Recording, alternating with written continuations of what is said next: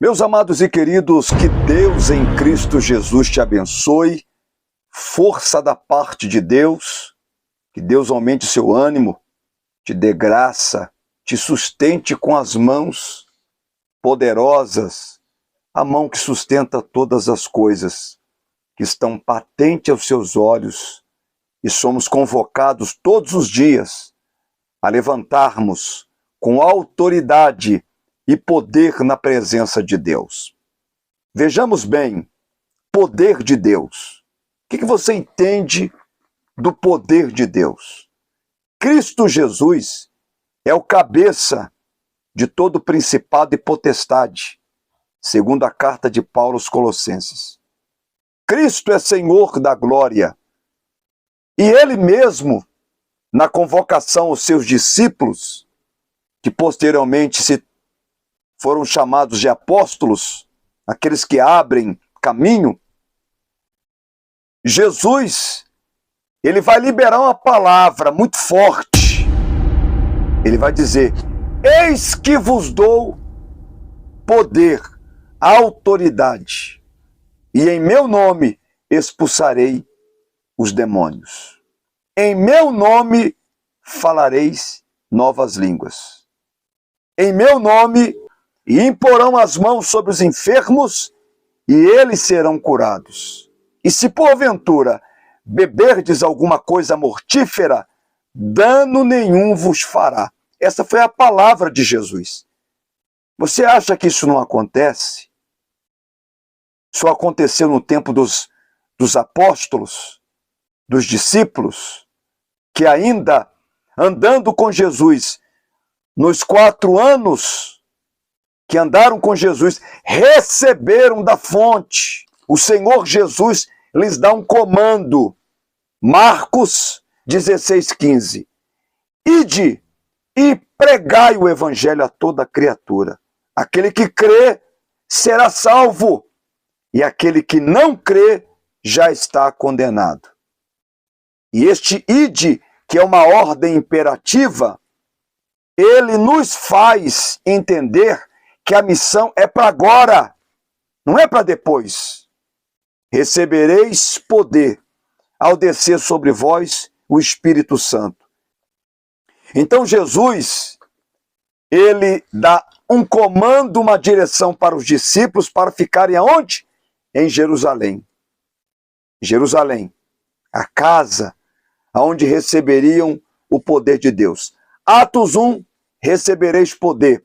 Atos 2, se cumprindo o dia de Pentecoste, veio sobre eles o Espírito Santo. Atos 3, a Bíblia fala sobre o primeiro milagre dos discípulos, Pedro e João subindo ao templo na oração nona.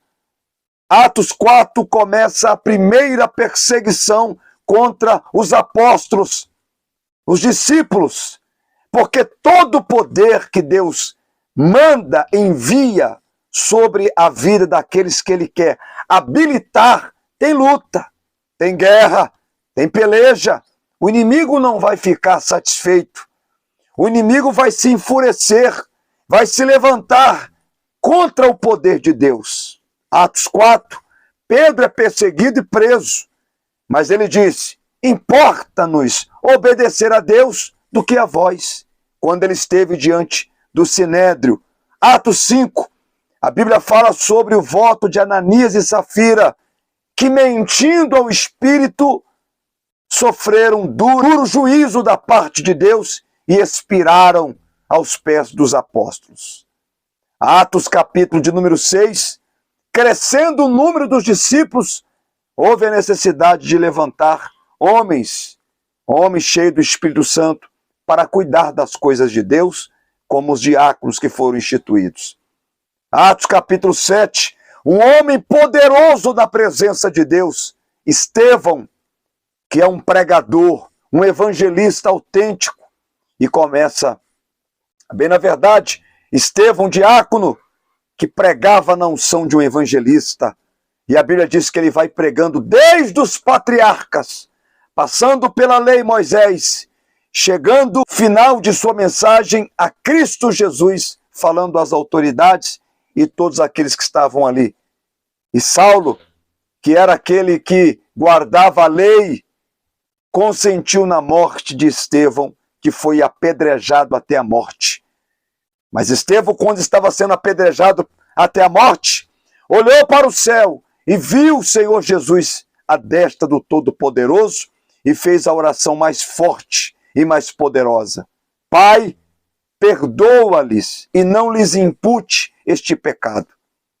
Atos capítulo 8, a quarta perseguição contra a igreja de Deus. Os apóstolos são dispersos e eles vão para Samaria evangelizar. Filipe, quando chega a Samaria, a Bíblia diz que o poder de Deus era tão poderoso sobre a vida de Filipe que os espíritos imundos saíam e que grandes sinais e maravilhas acontecia no meio do povo de Deus pelo poder da pregação, da autoridade que estava sobre a vida de Filipe, que era tomado pela presença de Deus. Filipe vai ser aquele homem que vem ardendo na chama do evangelho e no poder da convicção da palavra, anunciando a Cristo, pregando o evangelho com autoridade. Sinais, prodígios e maravilhas aconteciam sobre a vida daqueles que ouviam a palavra proferida dos lábios daquele ungido homem de Deus, o apóstolo Filipe. E a Bíblia vai dizer que nessa cidade de Samaria havia um homem que o nome deste homem era um grande personagem, Simão, chamado o grande poder de Deus, que enganava do pequeno ao maior, que com as suas magias, os seus encantamentos, enganava o povo de Samaria. E a Bíblia diz que ele enganava de tal maneira que o povo acreditava em suas mágicas, em seus encantamentos. Mas ele, ouvindo a palavra proferida da boca daquele ungido de Deus, Filipe, que vinha arrastando aquelas multidões com sinais, poder, milagres e curas, ele se converte. Que coisa maravilhosa!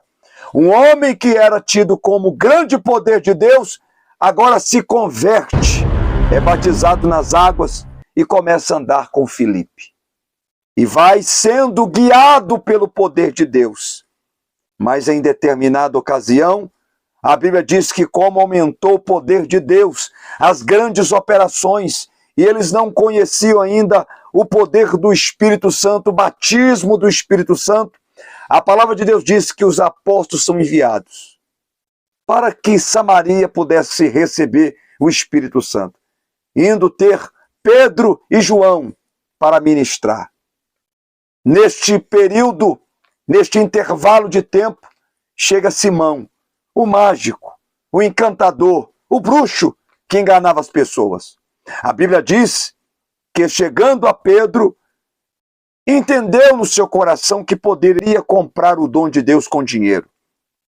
E os apóstolos, Pedro, tomado de grande autoridade, disse: você quer comprar o dom de Deus com dinheiro? Que o seu dinheiro fique para a sua perdição. E ali ele é confrontado. Ali Pedro, de uma forma muito forte, o confronta, levando o seu coração a entender que as coisas de Deus não são